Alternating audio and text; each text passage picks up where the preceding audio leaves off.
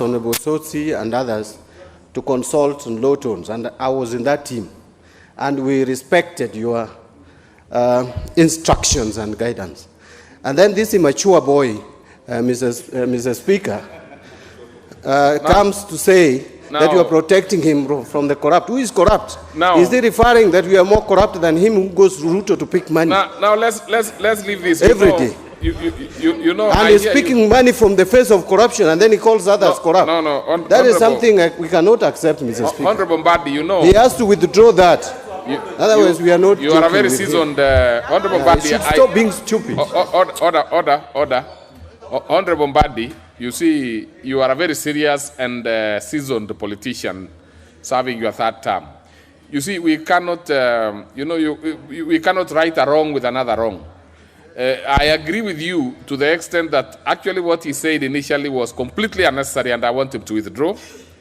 But again, on the other hand, you have also put me in another situation whereby I'm very uncomfortable with me imagining that I'm presiding over a house of boys and girls.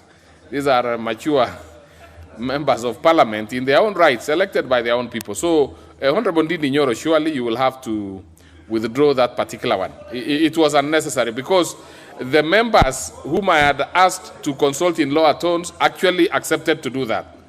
So please, just withdraw that before we go to the next point. Yeah, that you must withdraw. Thank you, Mr. Speaker, even for ordering Honorable Mbadi to withdraw. Because no, you must withdraw that one. And this is on a serious, very serious Mr. Speaker, note. I withdraw. Yes, and apologize because it is not necessary. And apologize, Mr. Speaker. Thank you very much. We will stop it there. Yeah. So the issue of Honorable Mbadi, that I do not even want to revisit again, but it was also out of order. So proceed. But Mr. Speaker, for the record, he also ought to withdraw because boys in this country are known.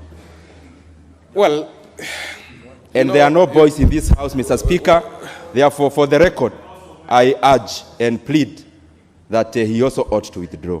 Well, Honorable Mbadi, really, so that we balance the whole thing, that the issue of, boys is really not right. No, Mr. Speaker. Just withdraw that one. And I know you, Mbadi, you really don't have to. Mr. Speaker, now that Honorable Nyoro has accepted to behave well, I will withdraw. But you should know there are also big boys and small boys in every organization.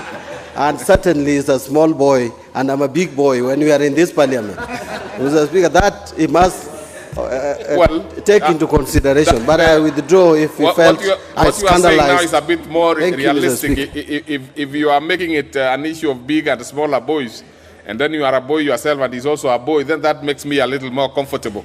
So we can now proceed with business, please. Now let's avoid any sidetracks. Thank you, Mr. Speaker, and I hope I will not get more distractions from the small and big boys like Honorable Mbadi. Mr. Speaker, corruption is a huge cost in this country, and you have seen it when it comes to the growth in our infrastructure. Mr. Speaker, when it comes to delivering service to the Kenyan people, the biggest obstacle that we have, Mr. Speaker, is corruption. And Mr. Speaker, I was in a process of just giving a few countries that have been able to institute and have stiffer penalties against corruption and economic crimes, Mr. Speaker, and most of them have succeeded. A country like China, Mr. Speaker, is doing very well in combating corruption. Mr. Speaker, a country like South Korea is doing very well in combating corruption.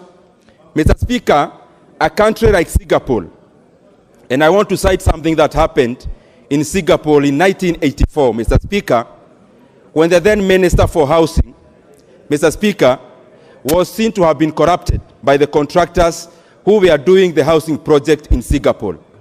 And Mr. Speaker, when this gentleman learned that the equivalent of EACC of Singapore, we are looking for him, he started looking for help from the then Prime Minister Lee Kuan Yew. And Mr. Speaker, Lee Kuan Yew advised the gentleman, who was actually his friend, to first of all finish up with the equivalent of EACC, and then he can look for him. Mr. Speaker, in a matter of 2 weeks, the then minister in Singapore for housing committed suicide, and he left a suicide note, Mr. Speaker, that he could not face the shame of putting the government in such kind of a circumstance. Mr. Speaker, in our country, we need to have that kind of spirit, Mr. Speaker, where public officers, where even contractors are at stage one ashamed of even engaging in corruption. But Mr. Speaker, penalties are also good, Mr. Speaker, so that we have deterrent for people who might think of profiting from public resources. And Mr. Speaker, corruption is just not about bribes. Corruption comes in many ways, Mr. Speaker. One form of the modern era corruption is clientelism, Mr. Speaker, and patronage, where people use the positions that they have, Mr. Speaker, to advance their personal agenda. And Mr. Speaker, maybe the reason why, if you look at Africa, there are so many talented and brilliant young people engaging in politics, Mr. Speaker, across board in Africa.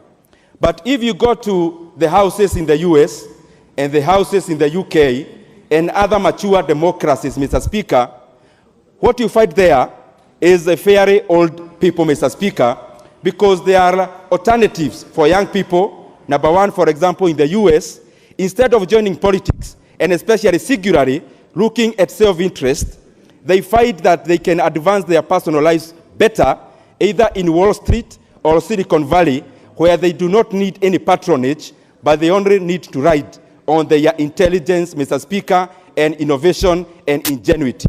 But Mr. Speaker, the reason why we see brilliant people, especially in Africa, engaging in politics